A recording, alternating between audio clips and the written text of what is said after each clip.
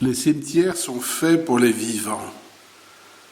Voilà, aujourd'hui, 31 octobre, l'inauguration d'une exposition fantôme.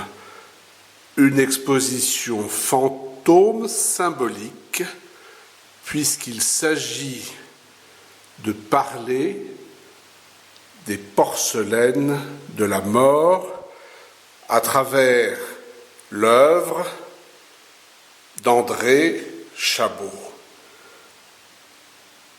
Un livre achetable sur lulu.com a été réalisé spécialement avec des textes d'André Chabot, de nombreuses images du monde entier et également des articles inédits offerts par l'écrivain André Stas depuis la Belgique et par Marc-Olivier Gonset qui a dirigé le musée d'ethnographie de Neuchâtel en Suisse.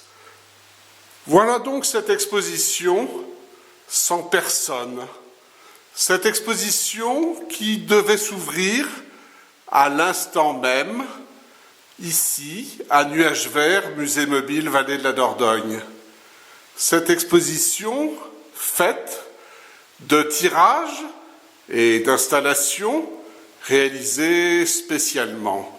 Cette exposition que nous souhaitons pouvoir vous faire visiter sur rendez-vous, en petit comité, dans ces circonstances bien particulières où les musées semblent être, comme les librairies, des lieux de danger particulier, alors que les foules ou les hordes sont loin de les occuper. Voilà des lieux où on pense la place des objets, on pense le sens des objets, on pense l'organisation des images, on installe un certain nombre de pièces et ces pièces sont là pour faire sens, sont là pour faire réfléchir, sont là pour être admirées dans leur étrangeté, en l'occurrence dans leur émotion aussi, puisque cette exposition est faite d'images de porcelaine venues du Limousin et de tous les continents, d'images de porcelaine qui chacune raconte une histoire, et une histoire évidemment très singulière.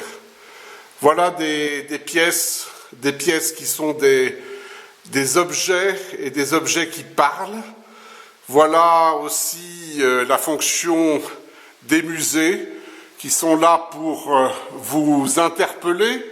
Nous sommes à 2 jours de la fête des morts. Cette mort qu'on occulte, cette mort qui fait fermer les lieux, cette mort qui est une histoire de passage, une histoire de lieux, les cimetières, qui sont des lieux faits pour les vivants et qui parlent de ceux qui ont disparu.